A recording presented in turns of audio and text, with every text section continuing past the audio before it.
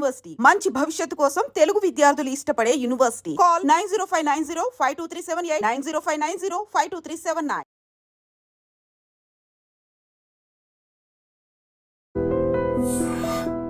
కామాంధులు, సైకోలు ఒకప్పుడు ఎక్కడో ఉంటారు, 1000 మందిలో ఒకడు దొరికితే చాలా పెద్ద విషయం అనుకునేవారు. కానీ మన మధ్యనే మామూలు మనుషులుగా గౌరవనీయమైన వృత్తుల్లో ఉండే వ్యక్తులు కూడా ఇటువంటి సైకోలు, కామాంధులుగా మారుతున్నారా? ఈ 2 సంఘటనలు మీరు చూస్తున్నాం కదా, అంటే ఈ 3-4 రోజుల్లో బయటకు వచ్చినవి ఇవన్నీ. ఏమనిపిస్తుంది మీకు? అంటే టీచింగ్ వృత్తి అనగానే మనం ఓహో చాలా గౌరవప్రదమైన వృత్తి అనుకుంటాం. ప్రతిరోజు ఈ అమ్మాయితోటి మెడిసిన్స్ వాడడము, సెక్స్ చేయడము, ఆ పిల్లలు 4వ క్లాస్ 3వ క్లాస్ చదివే పిల్లల మీద పడుకోవడం. ఇప్పుడు ఈ రోజులో గుడ్ టచ్, బ్యాడ్ టచ్ అని చెప్తున్నారు. ఇదేం టచ్ అనాలండి బాబా? దారుణం. పెద్ద పాప మెచ్యూర్ అయినప్పుడు 10 డేస్కో 15 డేస్కో ఆ అమ్మాయితో డైరెక్ట్గా సెక్స్ పాల్గొన్నాడంట. రెండోసారి చేశాడు, రెండోసారి చూసిందట. ఇప్పుడు దీని పర్యవసానాలుగా ఏం జరిగింది? సుఖవ్యాధులు వచ్చినాయి పిల్లలకి, తల్లికి వచ్చినాయి, పిల్లలకు వచ్చినాయి. ఇప్పుడు ఎంత దారుణంగా ఇప్పుడు 3 జీవితాలు నాశనం అవుతాయి కదా. ఇప్పుడు ఆవిడ అదే ఏడుస్తుంది, నాకు దిక్కేంటి, రోగాలు ఎలా తగ్గుతుంది? మనసుకి ఎన్ని గాయాలు అయ్యంటే అండి, మనిషి మానవ సంబంధాల గురించి ఆ పిల్లలకి ఎలాంటి భావన కలుగుతుంది? ఇప్పుడు 24 hours పోర్న్ వీడియోస్ చూసి ఆ స్టైల్లో చేయాలి, అంత టైం చేయాలి. ఇప్పుడు ఆ పాప తండ్రి పక్కన పడుకుంటానంటుంది. ఎందుకు?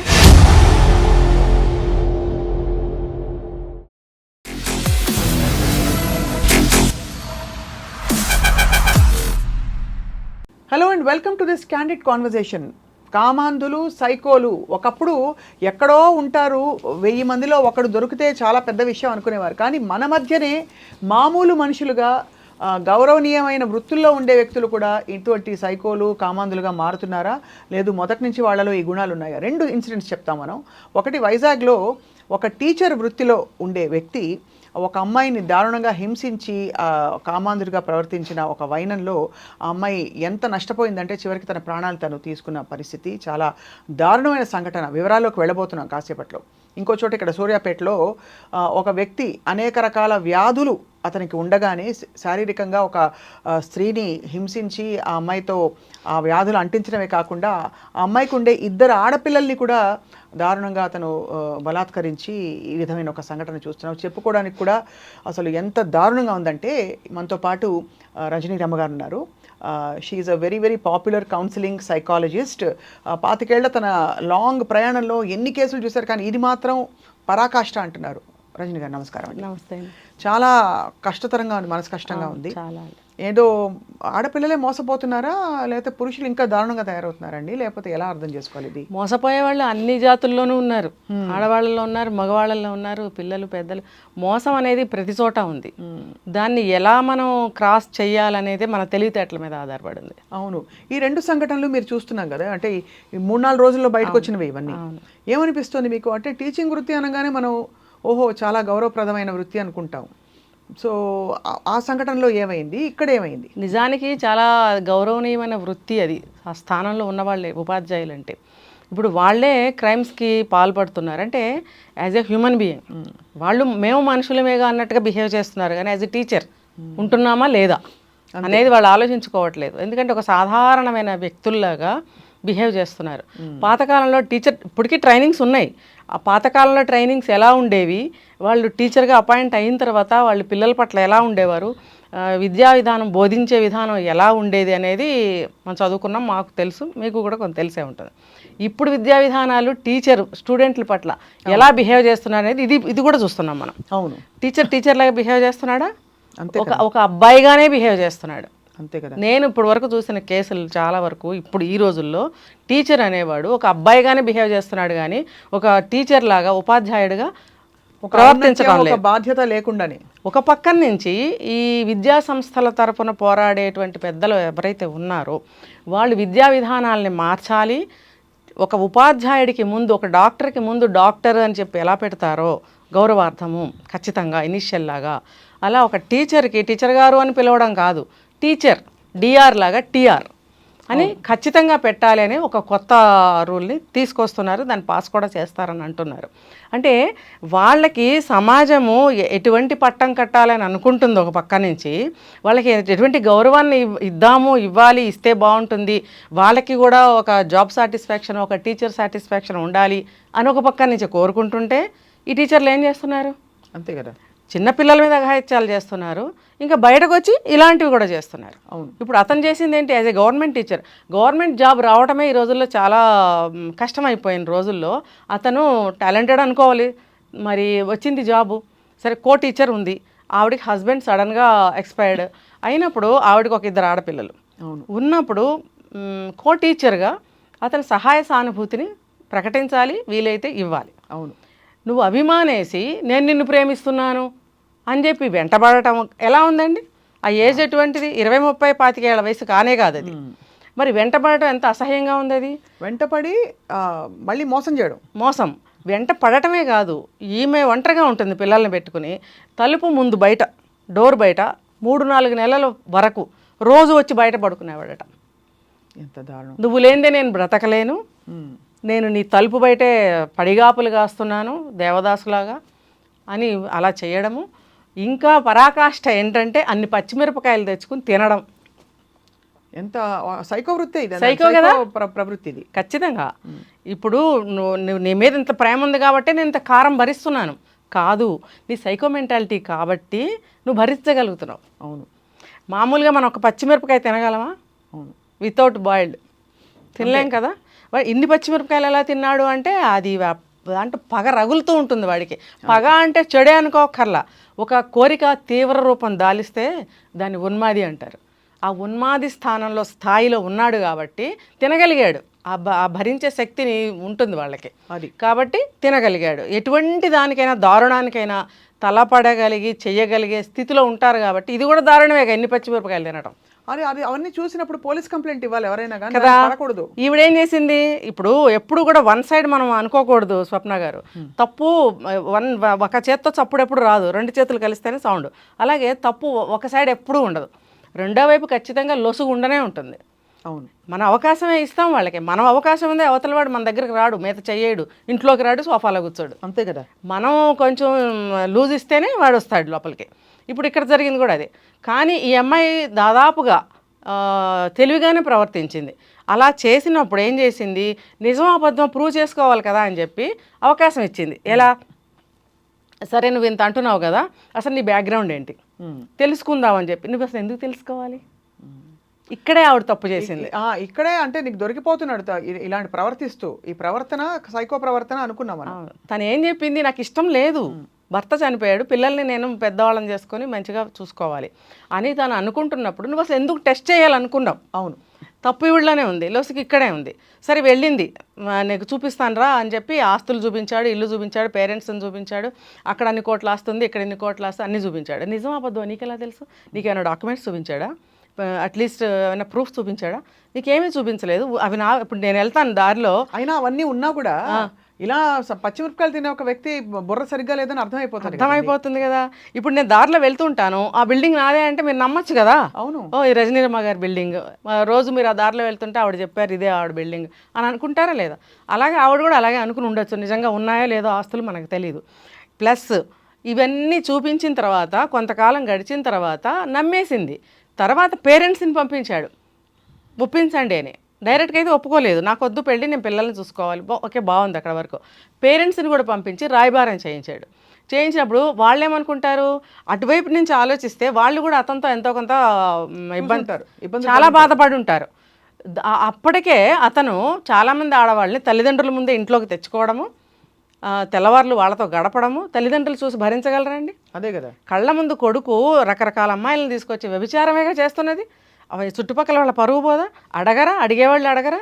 ఏం సమాధానం చెప్పాలి? గేటు తీసుకుని బయటికి రాలేని పరిస్థితి ఉండొచ్చు వాళ్ళకి. అలాంటప్పుడు వాళ్ళు ఒక పెళ్ళన్న చేస్తే వాడికి ఆ కోరిక తీరిపోతుంది కదా అన్నట్టుగా అనుకుని ఉండుంటారు. వచ్చి రాయబారం చేశారు, ఒప్పుకున్నారు, పెళ్లి చేసుకున్నారు. కానీ కట్ చేస్తే హింస. ప్రతిరోజు ఈ అమ్మాయితోటి మెడిసిన్స్ వాడడము, సెక్స్ చేయడము, ఆ పిల్లలు 4వ క్లాస్ 3వ క్లాస్ చదివే పిల్లల మీద పడుకోవడం. ఆ 2 పిల్లల మీద పడుకుని ఉన్నప్పుడు ఈవిడ చూసినప్పుడు నువ్వు ఎందుకు పడుకున్నావు అని అడిగింది. నీకు అక్కడే అర్థమైపోయి ఉండాలి. అర్థమైపోయి నువ్వు బయటికి రావాలా లేదా, అతన్ని కిక్అవుట్ చేయాలా లేదా. అదే కదా. చెయ్యకుండా నువ్వు అడిగావు, అబ్బాయి దొంగతనం చేసినా నేను దొంగతనం చేశాను ఒప్పుకుంటాడా? అంతే కదా. ఏ కోణంలోనూ ఒప్పుకోడు. అసలు అంటే డిఫైన్ చేసుకుంటాడు. పిల్లల్ని ఎంత కంటికి రెప్పలా అంటే చేరదీయాలి ఒక పరాయి పురుషుడు. ఇప్పుడు ఈ రోజులో గుడ్ టచ్ బ్యాడ్ టచ్ అని చెప్తున్నారు. ఇదేం టచ్ అనాలండి బాబాయ్, దారుణం. డైరెక్ట్ మీద పడుకున్నాడని ఈవిడే చెప్తుంది. అదే. ఇద్దరు పిల్లల మీద కలిపి పడుకున్నాడంట. చూసారు, విన్నారా ఈ దారుణం ఎప్పుడన్నా? చిన్న పిల్లలు 3-4 క్లాసులు చదివే పిల్లలు, చిన్న చిన్న శరీరాలు, ఇద్దరి మీద కలిపి పడుకున్నాడు. నువ్వు చూసినప్పుడు అసలు నేను నిద్రపుచ్చుతున్నాను, అసలు నువ్వెవడో నిద్రపుచ్చడానికి? నువ్వు మా తండ్రివా, లేకపోతే ఒక 20 ఏళ్ళ నుంచి సాకావా వీళ్ళని, ముద్దు చేసావా? నువ్వు జోకొట్టందే నిద్రపోకుండా ఉండే స్థితిలో ఉన్నారా వాళ్ళు? తల్లి కదా అవన్నీ చూసుకుంటుంది. మరి నీకు ఎంత బాధ్యత వచ్చేసింది? నువ్వు నిద్రపుచ్చేవాడు అలా పడుకుంటావా? నీకు అక్కడే రావాలి, ఈవిడికి డౌట్ అక్కడే రావాలి. నువ్వు మరి ఇన్స్టింక్ట్స్ పని చేయలేదని అనాలి. లేదు బలైపోయింది ఆవిడ ఓన్ ఎమోషన్కి, ఆవిడ అంటే లేదు నమ్మపలికాడు. అది అదేంటంటే దాన్ని ఏమంటారంటే మాయ చేసి నమ్మబలికి, అబ్బెబ్బే అలా కాదు ఇలా కాదు, నువ్వు పొరపాటు పడుతున్నావు పిచ్చిదానా, నువ్వంటే నాకు ఎంత ప్రేమ, అది ఇది అని పిచ్చి మాటలు చెప్పుంటాడు. అవును, ఆవిడే చెప్పింది ఆ మాట. ఆ మాటలకు నేను మళ్ళీ బోర్లా పడిపోయి సరేలే ఏదో పొరపాటు జరిగిందిలే, అక్కడే కదండి సరేలే పొరపాటు జరిగింది అన్నప్పుడు ఆ పొరపాటే నువ్వు మనసుకు వచ్చేసింది పొరపాటని. నువ్వు ఆ పొరపాటుని నువ్వు అక్కడే ఎందుకు కట్ చేయలేదు? అదే నువ్వు అక్కడ కట్ చేసినట్టయితే ఆ శని వదిలేదు కదా, లేకపోతే నువ్వే వెళ్ళిపోకపోయినావా? మళ్ళీ రెండోసారి చూసింది. అలా జరుగుతూనే ఉంది ఇద్దరు పిల్లల మీద. పెద్ద పాప మెచ్యూర్ అయినప్పుడు 10 డేస్కో 15 డేస్కో ఆ అమ్మాయితో డైరెక్ట్గా సెక్సువల్లో పాల్గొన్నాడంట. ఈవిడ చూసిందట బాబోయ్, అసలు చూసిందంట. చూడండి తల్లి ఏం తల్లి అండి అసలు. నువ్వు వాడు ఎవడు, నీ పవిత్రంగా పెంచుకున్న నీ కన్న కూతురు మీద ఎవడో అత్యాచారం చేస్తుంటే అవతల పడేయాలి అసలు. యాక్చువల్లీ చట్టాన్ని చేతిలో తీసుకోమని కాదు, అంత ఆగ్రహం రాదు కదా. అసలు నువ్వు ఏం చేసావు, యాక్షన్ ఏం తీసుకున్నావు, ఫస్ట్ ఎయిడ్ ఏం చేసావు? నువ్వు వెళ్ళి కంప్లైంట్ చేయాలి, చుట్టాల పక్కాలకి చెప్పాలి, ఆ నలుగురిని పోగేయాలి, వాడిని కిక్అవుట్ చేయాలి. నువ్వు కారణం ఏముంటుంది? కారణం మళ్ళీ అలాగే నమ్మబలికాడంట. అదేం కాదు ఇదేం కాదు, నువ్వు ఎంత నమ్మబలికినా నువ్వు చేసింది కళ్ళారా చూశాను, సరే ఒకసారి కదా అని ఊరుకున్నాను అంటుందండి. అసలు మనిషా తల్లి? రెండోసారి చేశాడు, రెండోసారి చూసిందట, మళ్ళీ అడిగిందండి. నువ్వు అడగటం ఏంటి? నువ్వు ఇమ్మీడియట్గా పిల్లల్ని తీసుకు వెళ్ళిపోవాలి కదా. చైల్డ్ రైట్స్ పోలీస్ కంప్లైంట్ ఇవ్వడం, చైల్డ్ రైట్స్ కమిషన్కి వెళ్ళడం కదా. చదువు వెల్ ఎడ్యుకేటెడ్ టీచర్ ఆవిడ, ఏం తెలియదు చెప్పండి ఆవిడకి. ఇప్పుడు కోర్టుల చుట్టూ తిరుగుతుంది, సెక్షన్స్ మాట్లాడుతుంది, రీజనింగ్స్ చెప్తుంది ఆవిడ. ఇవి అప్పుడు తెలియలేదా? ఇప్పుడు దీని పర్యవసానాలుగా ఏం జరిగింది? సుఖవ్యాధులు వచ్చినాయి పిల్లలకి, తల్లికి వచ్చినాయి, పిల్లలకు వచ్చినాయి, వాడికి శరీరం అంతా రోగాలు పుట్టాయి. ఏం చేస్తున్నాడు? కొంచెం డబ్బు బాగా ఉందని ఒక పక్కన చెప్తుంది. ఈ క్రమంలో ఒక పాక్షికంగా డబ్బు ఉందనే నమ్మాలి, అంత ప్రాపర్టీ లేకపోయినా ఎంతో కొంత ఉందని నమ్మాలి. ఎందుకు అని అంటే వైద్యం చేయిస్తున్నట్ట, పెద్ద పెద్ద హాస్పిటల్స్కి తీసుకెళ్ళి వైద్యం చేయిస్తున్నాడు. కన్సల్టేషన్ అయిపోగానే బయట కూర్చోబెడతాడట, డాక్టర్తో తనెళ్ళి మాట్లాడతాడట. మరి ఆ హాస్పిటల్ ఏం హాస్పిటల్ అండి, ఏం డాక్టర్స్ వాళ్ళు? ఇప్పుడు తల్లికి వచ్చింది ఓకే, భర్త నుంచి భార్యకు వచ్చింది అని డాక్టర్స్ అనుకోవచ్చు, వైద్యం చేయొచ్చు, ఓకే. పిల్లలకు వచ్చినప్పుడు డాక్టర్స్ ఎందుకు డౌట్ చేయలేదు? అసలు వ్యవస్థ ఏమైపోతుందండి బాబోయ్. ఇక్కడ తప్పు ఈవిడతో పాటు డాక్టర్స్ కూడా తప్పు కదండి. అవునవును, అంతే కదా. పిల్లలకి రావడం ఏంటి అంటే పిల్లలకి బహుశా వాడు ఏం చెప్పాడో తెలియదు కానీ ఎక్కడైనా అంటే గర్భం దాల్చినప్పుడే వచ్చిందని అనుకున్నారా, లేకపోతే అలా తెలియకుండా కూడా ఉండదే? డాక్టర్లు పిచ్చోళ్ళు అండి, మనకి సైన్స్ తెలియదు అనుకుందాం. డాక్టర్ వ్యాధులు ఆఫ్ కోర్స్ డెఫినెట్లీ మీరు అన్నట్టు అది తప్పకుండా అది సెక్షువల్ కాంటాక్ట్ ఉంటేనే అయ్యే వ్యాధులు. ఒకవేళ పిల్లలకి కూడా అటువంటిది ఏదైనా అంటగట్టి ఉండొచ్చుగా. వీళ్ళు వేరే వాళ్ళతో తిరిగారు, తల్లి కూతుళ్ళు తిరుగుతున్నారు, అందుకనే ఇలా వచ్చింది. ఏం నమ్మబలికాడు అక్కడ? యాజ్ ఎ ఫాదర్ నాకు తప్పదు కదండి వైద్యం చేయిస్తున్నాను అని చెప్పాడా? ఇంత కట్టలేమన్నా డబ్బులు ఇచ్చాడా? ఏది ఏమైనా మరి డాక్టర్స్ ఎందుకు ఊరుకున్నారో వాళ్ళకే తెలియదు. వాడు ఎక్కడ పోయాడా అని ఇప్పుడు అంటే వాడిని ఏం చేస్తే న్యాయం జరుగుతుంది? అసలు ఏ రకమైన శిక్ష వేయాలి చెప్పండి? చివరికి ఇప్పుడు ఈవిడ బయటకు వచ్చేసి నానా అల్లరి చేసి ఇప్పుడు చేస్తుంది, చేతులు కాలిన తర్వాత ఆకులు పట్టుకుంటే ప్రయోజనం ఏముంది చెప్పండి? ఇప్పుడు నానా అవస్థలో పడుతుంది ఒంటరిగా, వాడేటో పరారైపోయాడు. వాళ్ళ పేరెంట్స్ కూడా ఏం మాట్లాడతారు? ఇప్పుడు వాళ్ళని కూడా వేయాలండి. అవును, వాళ్ళని కూడా తప్పు వాళ్ళది కూడా ఉంది. అతను అలాంటి వాడని తెలిసి ఈ అమ్మాయిని రాయబారం చేయటం, ఇండైరెక్ట్గానైనా సరే ఈ అమ్మాయిని హెచ్చరించాల, మేము ఏదో ఒక నిస్సహాయ స్థితిలో వచ్చామమ్మ నీ దగ్గరికి, ఇది పరిస్థితి, నువ్వు నిర్ణయించుకో అని ఒక మాట అనగలిగి ఉండాలి కదా. అంతే. ఇప్పుడు నిన్న ఒక తాతని చంపాడు ఒక మనవడు, బాగా కోటీశ్వర్ల బిడ్డ, జనార్దన్ రావు గారి మనవడు. తల్లిని కూడా కత్తిపోట్లు పొడిచినప్పుడు ఆవిడ ఏం చేసింది?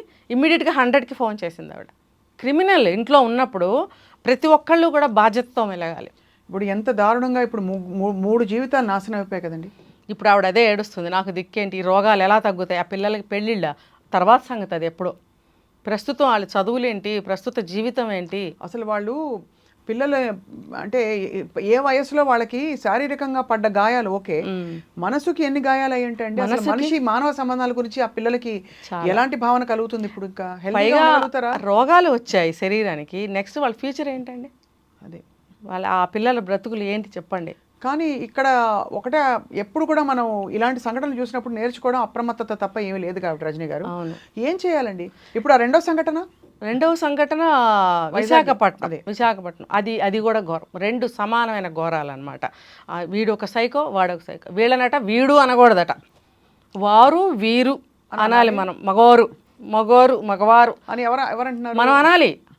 అదే ఇటువంటి మృగాల్ని మనము అండి బండి మగవాళ్ళు అనాలట, వాడు వీడు అనకూడదు వీళ్ళని. ఇటువంటి దుర్మార్గుల్ని ఎంత పెద్దవాళ్ళనైనా సరే సందర్భానుసారంగా వీడని మాట్లాడుకునే సమాజం ఇది. ఈ వీళ్ళు చెప్తున్నారు ఇలాంటి దుర్మార్గుల్ని వాడు వీడు అనకూడదు. వీళ్ళంటే ఎవరు? పబ్లిక్. అదే పబ్లిక్ అంటే పబ్లిక్ ఏదో ఇప్పుడు సోషల్ మీడియా వచ్చాక ఏదో ఒకటి ఎక్స్ప్రెస్ చేయాలని, కానీ అది ఒక కుటుంబంలో జరిగిన ఒక ఇంత బాధ, కడుపు మంట అని తెలిస్తేనే వాళ్ళకి, అది వాళ్ళ వరకు వస్తే కానీ తెలియదు. ఆ విశాఖపట్నంలో దారుణం కూడా చాలా దారుణం అండి. ఆడపిల్ల దొరికిందని చెప్పి నీ ఇష్టం వచ్చాడు వాడుకుంటావా? వాళ్ళ ఆస్తిపాస్తులు అమ్మి కట్న కానుకలన్నీ వాడి మొహాన పోసామని తల్లి నడి రోడ్లో నుంచి ఏడ్చి చెప్తుంది. పూరిపాకలో ఉండాల్సిన కర్మ మాకేంటండి? ఇల్లు అమ్ముకున్నాము, ఆస్తులు అమ్ముకున్న వాడికి ఇచ్చాము కట్న కానుకలు. మేము ఇప్పుడు పూరిపాకలో ఉంటున్నాం, బిడ్డను పోగొట్టుకున్నాం, మాకేం మిగిలింది? అది ఇప్పుడు కొడుకు లేడంటే కొడుకు ఉన్నట్టు, రేపొద్దున ఆ అబ్బాయి పరిస్థితి ఏంటి? రోడ్డున పడ్డట్టే కదా. ఇల్లు వాకిలు లేదు, ఆస్తిపాస్తులు లేవు, ఉన్నదంతా పిల్ల బాగుండాలి అని చెప్పి ఇచ్చారు. ఏదో ఉన్నంతలోనే. అతను ఏ వృత్తిలో ఉన్నాడు? అతను ఏం జాబ్ చేస్తాడో మరి. వాడికి ఒక సింహాసనము, ఒక సూటు, పెళ్ళి మొత్తం గ్రాండ్గా చేసినట్టు ఫోటోలు.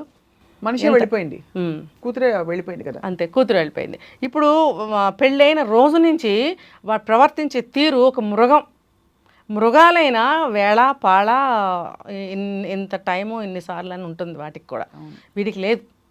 అడ్డమైన మందులు వాడతాడట ఆ స్ట్రెంగ్త్ కోసం. మళ్ళీ 24 hours పోర్న్ వీడియోస్ చూసి ఆ స్టైల్లో చేయాలి, అంత టైం చేయాలి, ఇలా చేయాలి, అలా చేయాలి. హింసాకాండ అంతే, ఇంకా దానికి వేరే పేరు ఏమీ లేదు. అది మనిషా బొమ్మ లేకపోతే ఏంటి?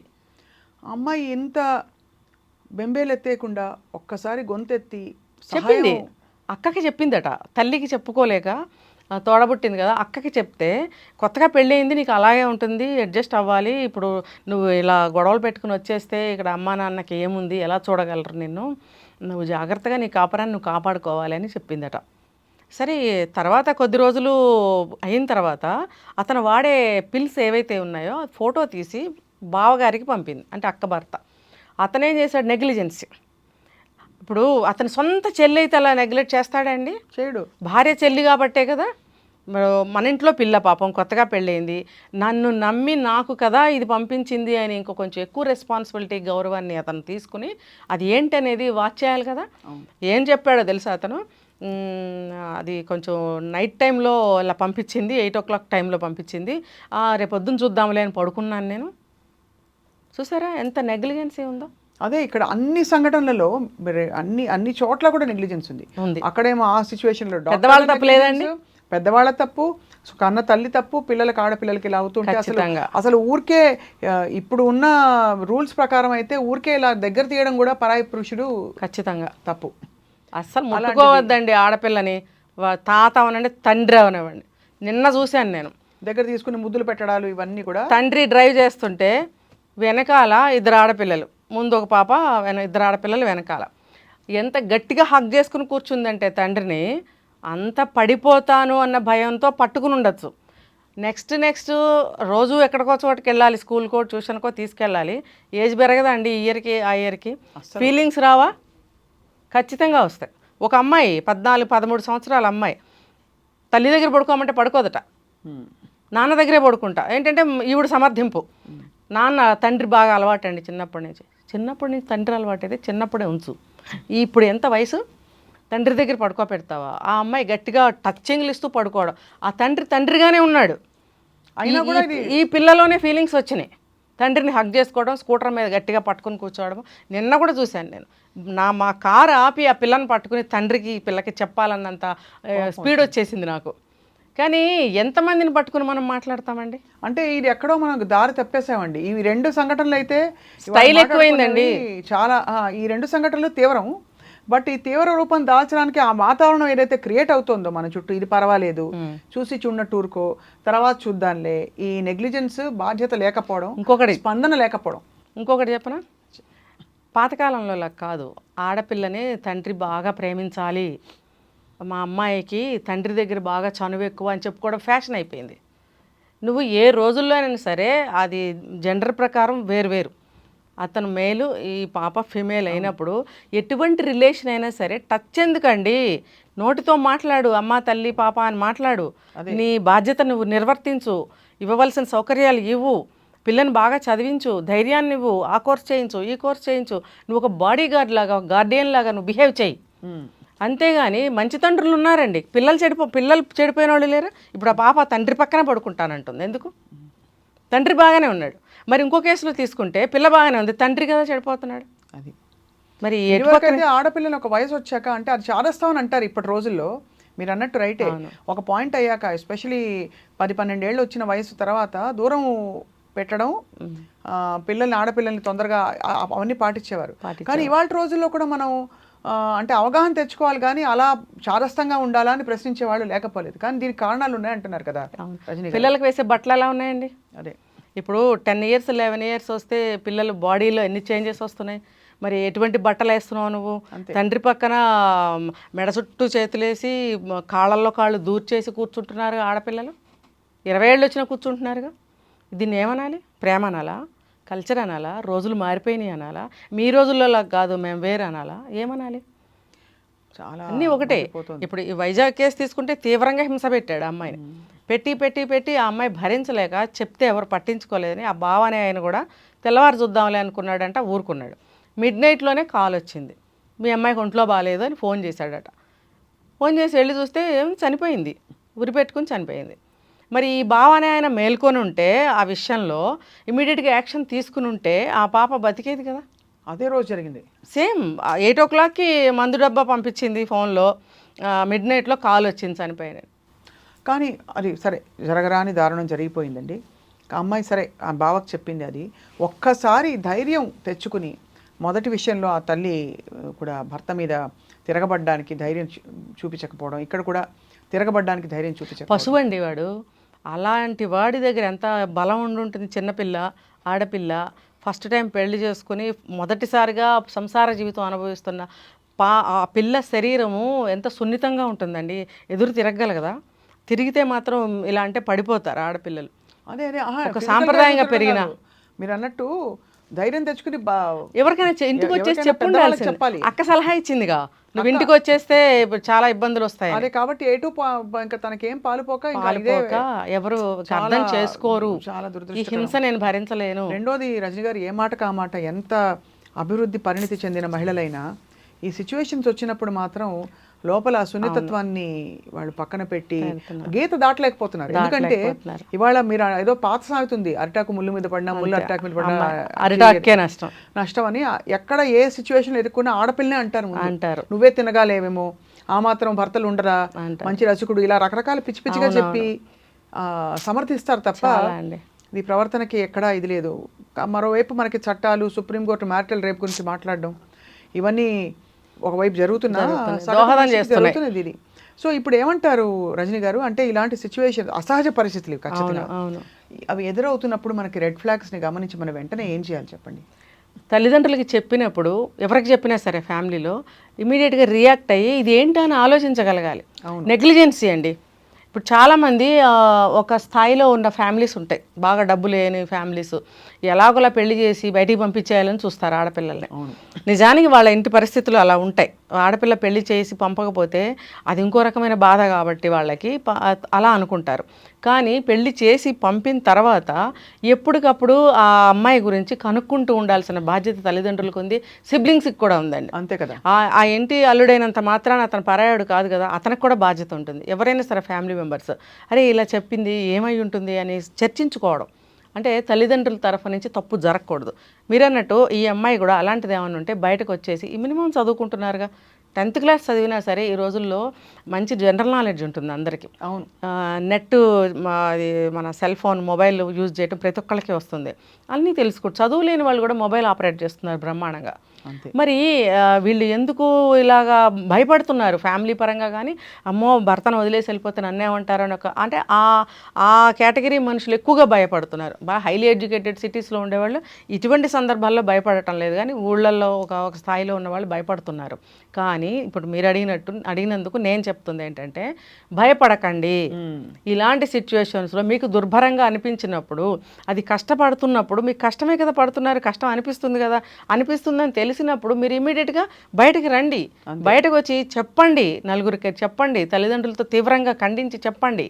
ఇంకా బోల్డెన్ అవకాశాలు ఉన్నాయి, షీ టీమ్స్ ఉన్నాయి, ఉమెన్స్ ప్రొటెక్షన్ సెల్స్ ఉన్నాయి, పోలీస్ స్టేషన్స్ చూడండి. ఈ సందర్భంగా నేను ఇది కూడా చెప్తున్నా, కేసు వెళ్ళి ఇలా అండి అని చెప్తే కేసు తీసుకోవట్లేదు, అంతే, ఫైల్ చేయటం లేదు. వినేసి వెళ్ళండి అమ్మా ఫ్యామిలీ మ్యాటర్స్ మీరే సెటిల్ చేసుకోండి అంటారు, ఫ్యామిలీ దులిపేసుకుంటున్నారు. పాపము చాలామంది అనుకుంటారు పోలీస్ దగ్గరికి వెళ్ళి మనం కంప్లైంట్ ఇస్తే మనకి ఊరట కలుగుతుంది, ఏదన్నా ఒక సొల్యూషన్ దొరుకుతుంది అని. ఇప్పుడు అది కూడా వాళ్ళు ఏమి చేయటం లేదు. వాళ్ళకి కేసులు ఎక్కువ అంటున్నారట. చూడమ్మా వేల కొద్దీ కేసులు పెండింగ్లో ఉన్నాయి, దుమ్ముబట్టి ఉన్నాయి అక్కడ, ఇవి తేలేటప్పటికి జీవితం అయిపోతుంది, వెళ్ళండి అమ్మా ఫ్యామిలీ కౌన్సిలింగ్ తీసుకోండి, మీరు సెటిల్ చేసుకోండి అని చెప్పి పంపించేస్తున్నారు. వాళ్ళు చేయగలిగింది కూడా ఏమీ లేదని అంటున్నప్పుడు ఎవరికి వాళ్ళు జాగ్రత్త తీసుకోవాలి. కరెక్ట్. ఇప్పుడు నాకు నొప్పి కలిగిందండి, యాక్షన్ నేను తీసుకోవాలా పక్కన వాళ్ళు తీసుకోవాలా? భరించలేని నొప్పి కలిగినప్పుడు వెంటనే తెలియచేయాలి. ఏదో చిన్న అడ్జస్ట్ అవ్వగలం అనుకుంటే ఓకే, కానీ ఇవి అడ్జస్ట్ అవ్వగలిగే సమస్యలండి, ఇలాంటివి ఖచ్చితంగా ఎదిరించాలి. అటువంటి జీవితాన్ని వదులుకుని బయటకు వచ్చేయటమే మంచిది. దురదృష్టం ఏంటంటే ఈ రెండు కూడా ఇర్రివర్సిబుల్. చాలా, ఒకడికి ప్రాణం పోయింది, ఇంకొకరికి రోగాలు వచ్చి ఆ రోగాల నుంచి అసలు కోలుకోవడం అంటే ఎంత మెడిసిన్ వచ్చిందని అనుకున్నా స్పిరిట్ డిస్ట్రాయ్ అయిపోయినప్పుడు అండి ఇంకా మందులు వేసుకుని కోలుకుని జీవితం సాగదీయడం వెళ్ళదీయడం తప్ప మానవ సంబంధాల మీద నమ్మకాలు పోతాయి, ఆత్మ సంతోషంగా ఉండదు, శరీరం సుఖంగా ఉండదు. ఏమిటండి ఖచ్చితంగా పిల్లలు కూడా సైకోల్లాగానే తయారవుతారండి. సక్రమంగా ఆలోచించలేదు, ఖచ్చితంగా ఇప్పించాలి. కానీ ఎంతకాలం పడుతుందో వాళ్ళు మళ్ళీ నార్మల్ అవ్వటానికి చూడండి. ఇప్పుడు ఆ తల్లి ఎంత కష్టపడాలో చూడండి, కోట్ల చుట్టూ తిరుగుతుంది. చాలా ఆలోచింపజేసే 2-3 విషయాలు చెప్పారు ఇవాళ. నాకు గుండె భారం అయిపోయిందండి విని అసలు నిన్నటి నుంచి నాకు సరిగ్గా లేదు మైండ్. నిజంగా నేను చాలా బాధపడిన కేసులు అంటే 2 ఎన్నో జరుగుతున్నాయి, ఇవి అసలు నాకు చాలా రేరెస్ట్ కేసుల్లాగా అనిపించినాయి. దారుణం అండి. అంటే కోల్కతా కేసు నుంచి మనం కోలుకో ముందే దాన్ని మించిన కేసులు చేస్తున్నారంటే ఎక్స్పర్ట్లు అయిపోయారా వీళ్ళు? అదే అర్థం కావట్లేదు. అంటే మన మధ్యనే ఉన్నారు వీళ్ళు, భయానకమైన విషయం. ఎవరిని నమ్మాలన్న భయంగా. సో బేసిక్గా మనం ఏమి కన్క్లూడ్ చేయాలంటే, సరే ప్రొఫెషనల్గా ఒక దీనిలో ఉన్నప్పుడు వేరు, కానీ ఎప్పుడైతే ఒక బంధంలోకి అడుగు పెడుతున్నామో ఒకటికి 10 సార్లు కాదు, ఒకటికి 100 సార్లు ఆలోచించి అన్ని రకాలుగా ఒక ఇన్నర్ గైడెన్స్ అంటారు చూడండి, దానికి స్పందన ఉంటేనే, దాని పట్ల ఒక గౌరవం ఉంటేనే మనం వాటిలో ఊబిలో చిక్కుకుపోకుండా సరిపోతుంది. ముఖ్యంగా ఏంటంటే ఇప్పుడు ఈ టీచర్ కేసు, సూర్యాపేట కేసు తీసుకుంటే తనున్న పరిస్థితుల్లో చిన్నపిల్ల కాదు కదా, భర్త చనిపోయాడు, 2 ఆడపిల్లలు ఎదురుగా ఉన్నప్పుడు తన సిచ్యువేషన్ గురించి చాలా స్ట్రాంగ్గా నిర్ణయాలు తీసుకోవాలి ఆవిడ. ఇంత పాపం చాలా వరకు ట్రై చేసింది కానీ పడిపోయింది ఆ ఊబిలో. ఇంకా ఆడపిల్లకి పెళ్లి చేసేటప్పుడు తల్లిదండ్రులు తొందర అసలు పడద్దండి. పెళ్ళి కాకపోయినా నష్టం లేదు అంటే ఎలాగోలా పంపించేద్దాం బయటికి అని పెళ్లి చేసేస్తున్నారు. చనిపోయింది, అమ్మయ్య మీ జీవితాలకి శని వదిలిపోయిందిగా, ఇప్పుడు ఆనందంగా ఉండండి. ఇంతే, ఇప్పుడు చెప్పుకోగలిగింది చెప్పాల్సింది ఇదే మిగులుతుంది. మరి మీరు ఎలాగోలా వదిలించుకోవాలనుకున్నారు, ఇలా వదిలించాడు దేవుడు, ఇప్పుడు బాగుందా? పిల్లనిచ్చేటప్పుడు ఆచి తూచి ఏ ఆస్తిపాస్తులు ఉన్నా లేకపోయినా ఆ మంచి మనసు గలవాడిని ఇచ్చి చేయండి. నమ్మకస్తుడు ఫస్ట్, నమ్మకస్తుడు, చెడు తెలిసిన సంబంధాలు చేసుకోండి. ఇవాళ రేపు ఎవరు దొరికితే వాళ్ళకి చేసేయడము, అది ఏ ఊరు సంబంధమైనా పర్వాలేదు, ఎక్కడ ఎంత దూరమైనా పర్వాలేదు, ఇచ్చి చేయటానికి సిద్ధపడుతున్నారు. మళ్ళీ ఇంకా లవ్ మ్యారేజెస్, ఈ ఎక్కడ ఎవరో ఒకరికి ఇచ్చేద్దాం అనుకున్నా లవ్ మ్యారేజ్లు చేసుకున్నా ఫెయిల్ అవుతున్నారండి. అవును.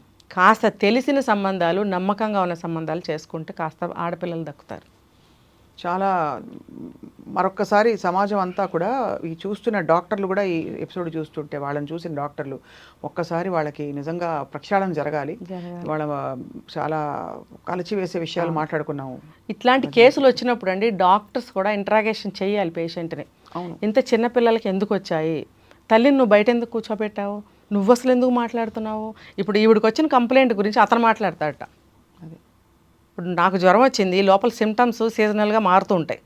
ఇప్పుడు నార్మల్ జ్వరాలు సంవత్సరం పొడుగుతా వచ్చే జ్వరాలు ఈ సీజన్లో వచ్చిన జ్వరం ఒకలా ఉంటుంది, ఈ సీజన్లో వచ్చిన జ్వరం దానికి సంబంధించిన మెడిసిన్ డాక్టర్ ఇస్తాడు. Antibiotic each every time change చేయాలి. నువ్వు సంవత్సరం అంతా జ్వరం వస్తుందని చెప్పి నీకు తోచిన మందు వేసేసేది కాదు ఇది. అందుకని డాక్టర్ దగ్గరికి వెళ్ళాలి. డాక్టర్ దగ్గరికి వెళ్ళినప్పుడు నా బాడీ కండిషన్ నేనే చెప్పుకుంటాను, నువ్వెందుకు చెప్తావు? అదే అంటే ఇక్కడ కుట్ర కనిపిస్తుంది కదా, క్లియర్ కనిపిస్తుంది కదా. ఇది బయట కూడా ఉందండి. చాలామంది ఆడవాళ్ళు భర్తలతో హాస్పిటల్కి వెళ్తారు. ఇప్పుడు ఈ తరం అమ్మాయిలను పక్కన పెడదాం. ఇంకా ఇంతవరకు చూసుకుంటూ వస్తే భార్యాభర్తలు హాస్పిటల్కి వెళ్తే భర్త మాట్లాడతాడు. పాత రోజులు అమ్మమ్మల కాలంలో తీసుకుంటే బయట వాళ్ళతో మాట్లాడటానికి సిగ్గు, అభిమానం, వీడియో అడ్డం వచ్చి వాళ్ళు మాట్లాడేవారు కాదు. వెంట వెళ్ళిన భర్తలో కొడుకులో మాట్లాడేవారు, మా అమ్మగారికి ఇట్లా అండి, మా ఆవిడకి ఇట్లా అండి అని. ఇప్పుడు మరి తర్వాత కాలంలో వస్తే ఎవరి సమస్య వాళ్ళు చెప్పుకోగలిగిన స్థితిలో ఉండి కూడా ఆ భర్తలు ఎందుకు చెప్తారు? నా కంప్లైంట్ నేను చెప్పుకుంటాను బై డాక్టర్కి, నేనే చెప్పుకుంటాను, నువ్వు చెప్పొద్దు అని ఆడవాళ్ళు అనాలి. తర్వాత డాక్టర్ కూడా ఆమెను మాట్లాడినివ్వండి, ఆవిడని చెప్పనివ్వండి అని ఆవిడని అడగాలి. తర్వాత అడిగినప్పుడు నువ్వు చెప్పాలనుకున్నప్పుడు మొత్తం చెప్పు, ఇలాంటివి ఏమైనా ఉంటే చెప్పు, నన్ను ఇతను మోసం చేస్తున్నాడు, ఇట్లాంటి రోగాలు వచ్చినాయి, నువ్వు డాక్టర్కి చెప్తే మేబీ అతను నేను సేవ్ చేయగలడేమో కదా. అంతే కదా. డాక్టర్స్ కూడా అడగాలండి, మీరెందుకు మాట్లాడుతున్నారు, ఆవిడని మాట్లాడినివ్వండి. పిల్లలకి సుఖవ్యాధులు రావటం ఏంటి, ఏమా ఎందుకు అని అడిగితే అమ్మాయికి కొంచెం ధైర్యం వస్తుంది, అంతే కదా, చెప్పగలుగుతుంది. అంతేగాని వీళ్ళని బయట కూర్చోబెట్టి అతను వెళ్ళి మాట్లాడితే ఆ డాక్టర్ మందులు ఇవ్వటం ఏంటి, ట్రీట్మెంట్ చేయడం ఏంటి? కరెక్ట్. మరి యూరిన్ తీసుకోవడము, బ్లడ్ తీసుకోవడము టెస్టులకి అనేక సార్లు ఎందుకు తీసుకుంటున్నారని ఈ అమ్మాయి ప్రశ్నిస్తే ఏమీ లేదని ఏదో బ్లఫ్ చేస్తాట. ఇవన్నీ చదువుకున్న వాళ్ళకి తెలియవండి. ఆవిడ చదువుకుంది, జాబ్ చేస్తుంది, తెలియదండి. ఎందుకు బోర్లా పడుతున్నారు అంటే గత్యంతరం లేక ఒక తోడుని కోల్పోతామేమో. అంటే అది మానసిక ఏదైతే డిపెండెన్స్, అదే ఆ ఎమోషనల్ డిపెండెన్స్ ని మాత్రం ఏది డబ్బు భర్తీ చేయట్లేదు. తర్వాత భయం. కాబట్టి అదే ఇవన్నీ ఏంటంటే సమాజంలో కొంత అంటే ఆడపిల్లదే తప్పు అని వేసేసి ఒక తత్వం వల్ల చాలా మంది నోరు మూసి కూర్చుంటారు. రెండోది ఏంటంటే ఎమోషనల్ డిపెండెన్సీ ఎక్కువ అయిపోవడం. బట్ ఏదేమైనా ఈ సంఘటనలు చూసి ప్రొటెస్ట్ జరగాలండి. నిజంగా తగిన శిక్ష పడకపోతే న్యాయ వ్యవస్థ మీద కూడా మనకి నమ్మకం. ఈ రెండు కేసులు పర్టికులర్గా వీళ్ళకి వేసే శిక్షలు డిఫరెంట్గా ఉండాలండి. ఏదో 10 ఏళ్ళో 20 ఏళ్ళో 5 ఏళ్ళో జైలు శిక్ష వేయడం కాదు, అది శిక్ష అండి. బయట ఎండ తగలకుండా, ఎవరి మాటలు పడకుండా, నేడుపట్టును పెట్టి చక్క 3 పూట్ల ఫుడ్ పెట్టి రెస్ట్ తీసుకొని అయినా, లేకపోతే ఏదో చిన్న చిన్న పనులు చెప్తారు. పెద్ద కష్టమా అలాంటి వాళ్ళకి? కానీ ఒకటి మీరు అన్నది రైటే, కానీ ఇలాంటి వ్యక్తులు తప్పించుకు తిరిగితే మళ్ళీ ఇంకొక అమ్మాయిని మోసం చేస్తారు. అదే బయట కూడా వదలొద్దు, జైల్లోనూ పెట్టకూడదు. వీళ్ళని ఏం చేయాలంటే ఒక చోటకి తీసుకెళ్ళాలి. ఎవ్వరు మనిషి అనేవాడు కనపడని ప్లేస్కి తీసుకెళ్ళి కాళ్ళు చేతులు చెట్టుకు కట్టేసి కీకారణ్యంలో వదిలేసి రావాలి. అది మనం ఎమోషనల్ గా మాట్లాడామంటారు. న్యాయవాదులతో మీరు ఇది అంటే న్యాయవాదులతో లేకపోతే కొంచెం మానవ హక్కుల అంటే యాక్టివిస్టులు ఉంటారు, హ్యూమన్ రైట్స్ యాక్టివిస్ట్, వాళ్ళకి ఏంటంటే ఇలా మాట్లాడితే ఇలా సొల్యూషన్స్ రావు, అసలు వాడి కండిషన్కి ఒక కారణం ఏంటో వెతకాలంటారు. సరే ఏదేమైనా చాలా దురదృష్టకరమైన సంఘటనలు రజనీరమ్మ గారు. వాడి కండిషన్కి కారణం వెతకటానికి వాడు కావాలని క్రియేట్ చేసుకున్నాడు కదా కండిషన్ని. నువ్వు నార్మల్ మనిషివి, అబ్నార్మల్గా ఇంకా ఎక్స్ట్రా నీకు ఎందుకు కావాల్సి వస్తుందని నీకు అర్థం కావట్లేదా? అదొకటి. ఇది కుటుంబపరమైన ఒక సిచ్యువేషన్లో ఒక గౌరవనీయుడు, ఒక ఉపాధ్యాయుడు, ఒక ఉద్యోగస్తుడు అనే సిచ్యువేషన్లో మనం మాట్లాడుతున్నాం.